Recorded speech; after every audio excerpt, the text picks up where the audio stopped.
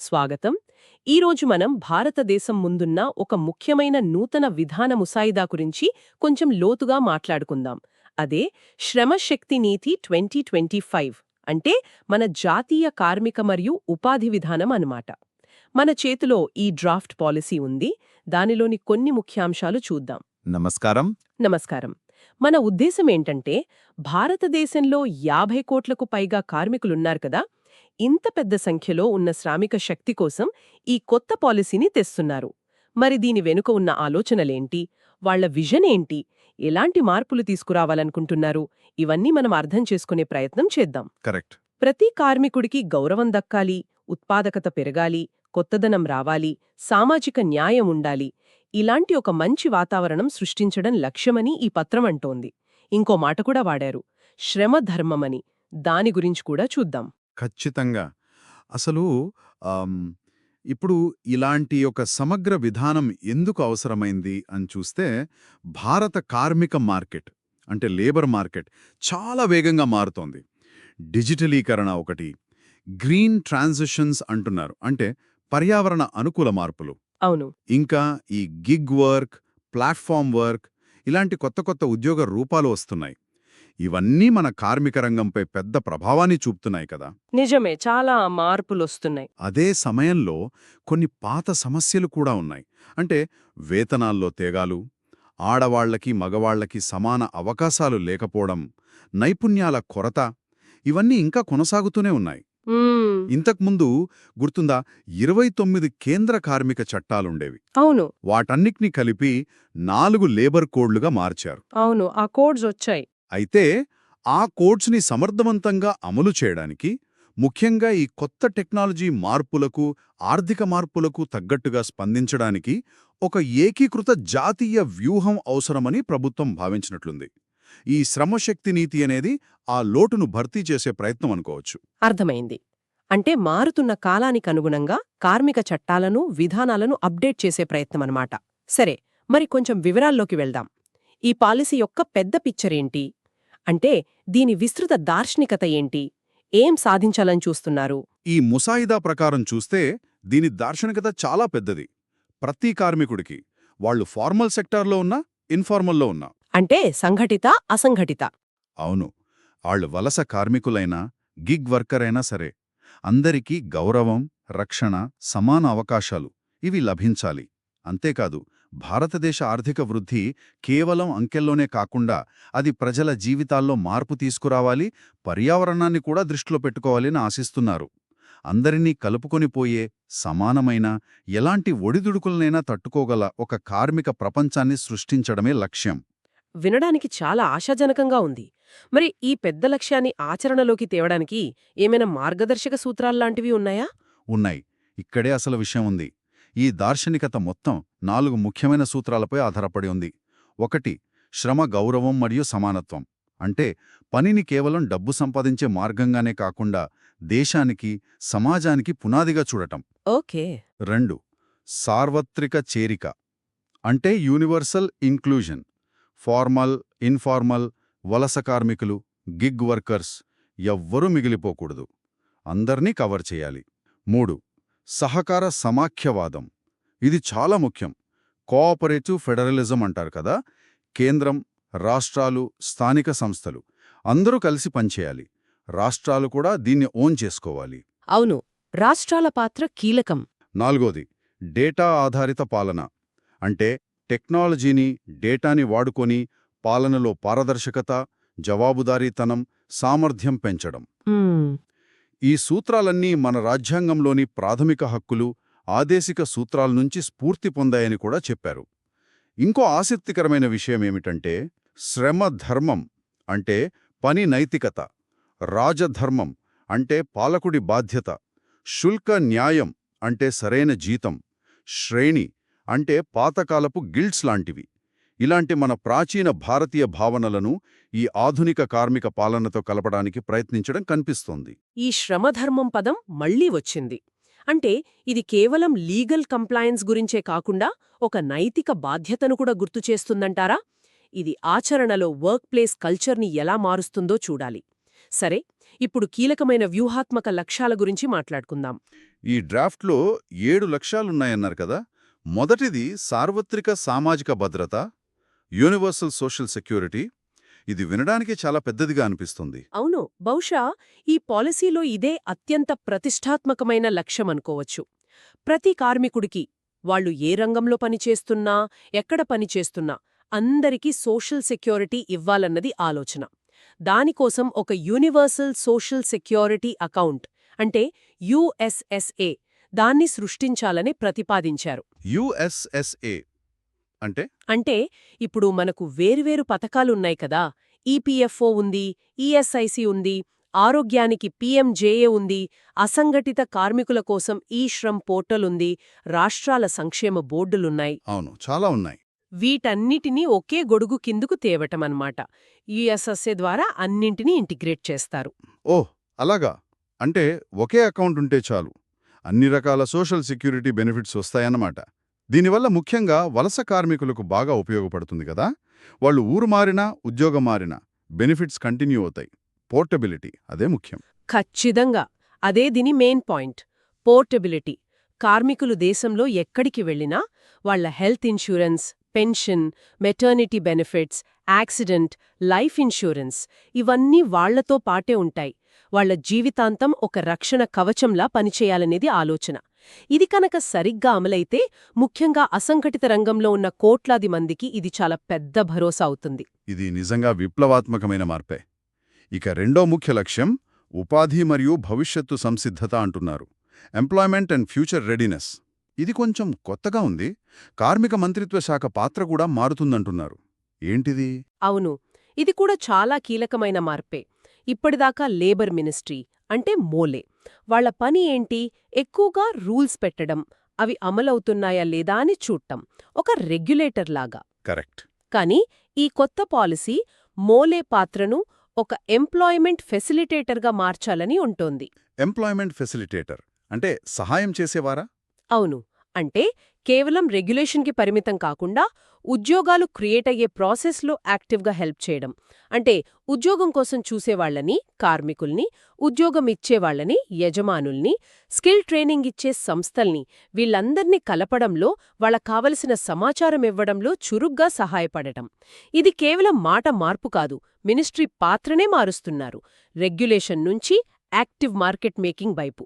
ప్రభుత్వ జోక్యానికిది కొత్త పద్ధతి కావచ్చు. ఆసక్తికరంగా ఉంది. దీనికి టెక్నికల్గా బ్యాక్బోన్ లాగా national career service NCS portal ఉంది కదా, దాన్ని బాగా అప్గ్రేడ్ చేసి దాన్ని భారతదేశ ఉపాధి కోసం డిజిటల్ పబ్లిక్ ఇన్ఫ్రాస్ట్రక్చర్గా అంటే డిపిఐ ఫర్ ఎంప్లాయ్మెంట్గా డెవలప్ చేస్తారట.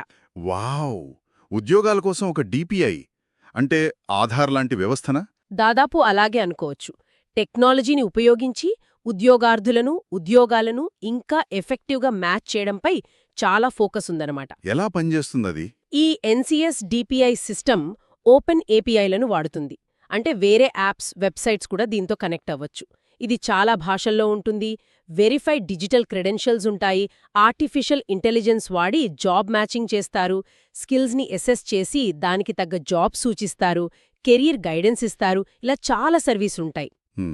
దీనివల్ల ముఖ్యంగా టైర్ 2, టైర్ 3 సిటీస్లో, పల్లెటూళ్లలో ఉండే యువతకి, అలాగే చిన్న, మధ్యతరహా పరిశ్రమలకి, ఎంఎస్ఎంఈ అవకాశాలు బాగా పెరుగుతాయి. దేశం మొత్తం మీద ఎంప్లాయ్మెంట్ అవకాశాలు పెంచడం, రైట్ పర్సన్కి రైట్ జాబ్ దొరికేలా చూడటం అదే లక్ష్యం. ఈ టెక్నాలజీ వాడకం బాగుంది, కానీ ఇంత పెద్ద డేటాని కలపడం, ఏఐ వాడడమంటే ప్రైవసీ సమస్యలు, బయాస్ లాంటివి రావా? వాటిని ఎలా చూస్తారో మరి? సరే, ఈ 2 మెయిన్ గోల్స్ కాకుండా ఇంకా వేటిపై ఫోకస్ పెట్టారు? మిగిలిన 5 లక్ష్యాలు కూడా ముఖ్యమైనవే. బ్రీఫ్గా చెప్తాను. 1. వృత్తిపరమైన భద్రత మరియు ఆరోగ్యం, ఓఎస్హెచ్. కొత్త ఓఎస్హెచ్ కోడ్ ఉంది కదా, 2020ది. దాన్ని సరిగ్గా అమలు చేయడం. రిస్క్ బేస్డ్ ఇన్స్పెక్షన్స్ అంటే ఎక్కడ ప్రమాదం ఎక్కువ ఉంటుందో అక్కడే తనిఖీలు చేయడం. సేఫ్ వర్క్ ప్లేసెస్ని ప్రమోట్ చేయడం. అంటే ఇన్స్పెక్షన్ రాజ్ తగ్గించి నిజమైన సేఫ్టీపై దృష్టి పెట్టడమా? 35% మంచి టార్గెట్. ఇంకోటి, కంప్లయన్స్ సులభతరం చేయడం, ఫార్మలైజేషన్. కంపెనీలు, ముఖ్యంగా చిన్న కంపెనీలు, ఎంఎస్ఎంఈలు లేబర్ లాస్ని ఈజీగా పాటించేలా చూడటం. దీనికోసం single window digital compliance, self certification, simple returns ఇలాంటివి ప్రతిపాదించారు. దీనివల్ల ఇన్ఫార్మల్ సెక్టర్ తగ్గుతుందని ఆశిస్తున్నారు. బిజినెస్లు ఈజీగా రూల్స్ పాటించేలా చేయడం. అవును. తర్వాత టెక్నాలజీ మరియు గ్రీన్ ట్రాన్సిషన్స్. ఏఐ లాంటి కొత్త టెక్నాలజీలను లేబర్ సేఫ్టీకి ఎలా వాడొచ్చో చూడటం, గ్రీన్ జాబ్స్ని ప్రోత్సహించడం, క్లైమేట్ చేంజ్ వల్ల జాబ్స్ పోగొట్టుకునే వాళ్ళకి సపోర్ట్ ఇవ్వడం. చివరిది కన్వర్జెన్స్ మరియు సుపరిపాలన. అంటే వివిధ మినిస్ట్రీలు, ఏజెన్సీల మధ్య కోఆర్డినేషన్ పెంచడం. లేబర్ సెక్టర్కి సంబంధించి ఒకే నేషనల్ డేటా ఆర్కిటెక్చర్ని ఏర్పాటు చేయడం. చాలా విస్తృతమైన లక్ష్యాలున్నాయి. మరింత పెద్ద ప్లాన్ని అమలు చేయడానికి సిస్టమ్ ఎలా ఉంటుంది? ఇది గ్రౌండ్ లెవెల్లో ఎలా పనిచేస్తుంది? దీని అమలు కోసం ఒక క్లియర్గా 3 లెవెల్స్లో ఒక స్ట్రక్చర్ని ప్రతిపాదించారు. ఒకటి national level, national labour and employment policy implementation council, NLPEI. ఇది సెంట్రల్ లేబర్ మినిస్టర్ హెడ్గా ఉంటారు. పాలసీ డైరెక్షన్, మానిటరింగ్ అంతా వీళ్ళదే. Okay, top level body. 2 state level, state labour missions. ప్రతి రాష్ట్రం వాళ్ళ అవసరాలకు తగ్గట్టు ఈ పాలసీని అమలు చేయడానికి, సెంటర్తో కోఆర్డినేట్ చేసుకోవడానికి ఇవి పనిచేస్తాయి. యాన్యువల్ యాక్షన్ ప్లాన్స్ ఇవే తయారు చేస్తాయి. 3 district level, district labour resource centres, DLRCs. ఇది చాలా ముఖ్యం. గ్రౌండ్ లెవెల్లో కార్మికుల రిజిస్ట్రేషన్, జాబ్ మ్యాచింగ్, స్కిల్ ట్రైనింగ్కి కనెక్ట్ చేయడం, స్టార్టప్స్కి హెల్ప్ చేయడం, కంప్లైంట్స్ తీసుకోవడం, ఇలా అన్ని సర్వీసులు అందించే సింగిల్ విండో సెంటర్లుగా పనిచేస్తాయి. అంటే సెంటర్ నుంచి డిస్ట్రిక్ట్ వరకు ఒక లింక్ ఉంటుందన్నమాట. ఇవన్నీ ఒకదాంతో ఒకటి ఎలా మాట్లాడుకుంటాయి? ఇంత పెద్ద సిస్టమ్ని కోఆర్డినేట్ చేయడం కష్టమే కదా? నిజమే, కోఆర్డినేషన్ చాలా ముఖ్యం. అందుకే వీటన్నిటినీ లేబర్ అండ్ ఎంప్లాయ్మెంట్ స్టాక్ అనే ఒకే డిజిటల్ ప్లాట్ఫామ్తో కలుపుతారట. ఈ డిజిటల్ స్టాక్లో వర్కర్ ఐడెంటిటీ, USSI లాంటివి, కంపెనీల database, skill records, social security వివరాలు అన్నీ ఒకే చోట ఉంటాయన్నమాట. మనం ముందు అనుకున్నట్టు లేబర్ మినిస్ట్రీ మోల్ ఎంప్లాయ్మెంట్ ఫెసిలిటేటర్గా ఈ మొత్తం సిస్టమ్ని నడిపిస్తుంది, కోఆర్డినేట్ చేస్తుంది. అయితే సెంటర్ స్టేట్ మధ్య, డిఫరెంట్ డిపార్ట్మెంట్స్ మధ్య కోఆర్డినేషన్ ప్రాక్టికల్గా ఎంత ఎఫెక్టివ్గా ఉంటుందనేది చూడాలి. అంతా బానే ఉంది, కానీ ఇదంతా ఎప్పట్లోగా చేద్దామనుకుంటున్నారు? ఏమైనా టైంలైన్ ఉందా? ఉంది, టైంలైన్ కూడా ఇచ్చారు. 3 ఫేజుల్లో అమలు చేస్తారట. ఫేజ్ 1 2025-27. ఇది ఫౌండేషన్ వేసే phase. Institutional structures, NLPI, state మిషన్లు, DLRCలు ఏర్పాటు చేస్తారు. సోషల్ సెక్యూరిటీ స్కీమ్స్ని ఇంటిగ్రేట్ చేయడం మొదలుపెడతారు. NCS, DPI pilots, AI based job matching, యూనివర్సిటీలో కెరియర్ లాంచ్లు ఇవన్నీ స్టార్ట్ చేస్తారు. ఓకే, మొదటి 2 ఏళ్లు సెటప్ చేయడం. ఫేజ్ 2 2027-30. ఇది ఎక్స్పాన్షన్ ఫేజ్. సక్సెస్ అయిన పైలట్ ప్రాజెక్ట్స్ని దేశం మొత్తం విస్తరిస్తారు. యూనివర్సల్ సోషల్ సెక్యూరిటీ అకౌంట్ USSAని ఫుల్గా రోలౌట్ చేస్తారు. స్కిల్ క్రెడిట్ సిస్టమ్స్ తెస్తారు. అన్ని జిల్లాల్లో ఎంప్లాయ్మెంట్ ఫెసిలిటేషన్ సెల్స్ పెడతారు. స్టేట్స్ పర్ఫార్మెన్స్ని చూటానికి labour and employment policy evaluation index LPEIని కూడా లాంచ్ చేస్తారు. రెండో ఫేజ్లో స్కేలప్ చేస్తారన్నమాట. ఫేజ్ 3 2030 తర్వాత. ఇది ఇంటిగ్రేషన్, కంటిన్యూస్ ఇంప్రూవ్మెంట్ ఫేజ్. మొత్తం పేపర్లెస్ గవర్నెన్స్ వైపు వెళ్తారు. ఫ్యూచర్ నీడ్స్ని అంచనా వేయడానికి డేటా అనాలిటిక్స్, ప్రెడిక్టివ్ మోడలింగ్ వాడతారు. మారుతున్న పరిస్థితులకు తగ్గట్టు పాలసీని ఎప్పటికప్పుడు రివ్యూ చేసి బెటర్ చేస్తూ ఉంటారు. ప్రోగ్రెస్ని ఎలా ట్రాక్ చేస్తారు? దానికి కూడా చెప్పారు. రియల్ టైమ్ డాష్బోర్డ్స్ ఉంటాయట. LPEI ఇండెక్స్ ద్వారా స్టేట్స్ని కంపేర్ చేస్తారు. ప్రతి సంవత్సరం పార్లమెంట్కి ఒక నేషనల్ లేబర్ రిపోర్ట్ ఇస్తారు. ఫేజుల వారీగా అమలు చేయడం ప్రాక్టికల్గానే అనిపిస్తుంది. అయితే ఈ పాలసీ ఒక్కటే సక్సెస్ అవ్వలేదు కదా, ఇది వేరే నేషనల్ ప్రోగ్రామ్స్తో ఎలా కనెక్ట్ అవుతుంది? మంచి ప్రశ్న. ఈ పాలసీ సక్సెస్ అవ్వాలంటే వేరే నేషనల్ మిషన్స్తో కలవడం చాలా ముఖ్యం. డ్రాఫ్ట్లో కూడా ఆ విషయం చెప్పారు. ఉదాహరణకు నేషనల్ ఎడ్యుకేషన్ పాలసీ NEP 2020తో skill education, vocational training, life long learning విషయంలో కలిసి పనిచేస్తుంది. అవును, స్కిల్లింగ్ చాలా ముఖ్యం. Startup India and MSME missions. చిన్న కంపెనీలకి లేబర్ లా కంప్లయన్స్ ఈజీ చేయడం వల్ల వాటి గ్రోత్కి హెల్ప్ అవుతుంది. Make in India and Atmanirbhar Bharat. దేశంలో క్వాలిటీ జాబ్స్ క్రియేట్ చేయడంతో ఇండస్ట్రియల్ గ్రోత్ని లింక్ చేయడానికి ఇది ఉపయోగపడుతుంది. వికసిత్ భారత్ సంకల్ప్ యాత్ర. ప్రభుత్వ పథకాల బెనిఫిట్స్ అందరికీ చేర్చాలనే లక్ష్యంతో ఇది కలుస్తుంది. ఇంకా పంచాయతీరాజ్ సంస్థలు, PRIs, urban local bodies, ULBs. Local లెవెల్లో ఈ పాలసీని అమలు చేయడంలో వీళ్ళ రోల్ చాలా ఉంటుంది. అంటే ఇది ఒంటరిగా కాకుండా ఒక ఎకోసిస్టంలా పనిచేయాలన్నమాట. అవును, అలా వేరే ప్రోగ్రామ్స్తో కలవడం వల్ల దీని ఇంపాక్ట్ ఎక్కువగా ఉంటుంది. దీర్ఘకాలంలో అంటే 2047 కల్లా ఈ పాలసీ ద్వారా ఏం సాధించాలనుకుంటున్నారో కూడా చెప్పారు. అవి కూడా చాలా ఆశాజనకంగా ఉన్నాయి. 2047 నాటికి ఏం ఆశిస్తున్నారు? కొన్ని ముఖ్యమైనవి చెప్పండి. కొన్ని ముఖ్యమైనవి: అందరూ కార్మికులు రిజిస్టర్ అయ్యుండాలి. వాళ్ళందరికీ సోషల్ సెక్యూరిటీ పోర్టబిలిటీ ఉండాలి. వర్క్ ప్లేస్ యాక్సిడెంట్స్ వల్ల జరిగే మరణాలు దాదాపు జీరోకి రావాలి. వర్క్ ఫోర్స్లో మహిళల భాగస్వామ్యం గణనీయంగా పెరగాలి, ఇప్పటికంటే చాలా ఎక్కువ. డిజిటల్ కంప్లైన్స్ సిస్టమ్స్ వల్ల ఇన్ఫార్మాలిటీ తగ్గాలి. అన్ని స్టేట్స్లో AI based labour administration capacity పెరగాలి. గ్రీన్ సెక్టార్స్లో లక్షలాది కొత్త మంచి ఉద్యోగాలు, గ్రీన్ అండ్ డీసెంట్ జాబ్స్ రావాలి. చివరగా ఒక పూర్తిగా ఇంటిగ్రేటెడ్, ఒకే దేశం ఇంటిగ్రేటెడ్ వర్క్ ఫోర్స్ ఎకోసిస్టమ్ని నిర్మించడం. వింటుంటే ఇది నిజంగా భారత కార్మిక రంగం రూపురేఖల్నే మార్చేసేంత పెద్ద ప్లాన్లా ఉంది. మొత్తం మీద వీటన్నిటి సారాంశం ఏమిటి?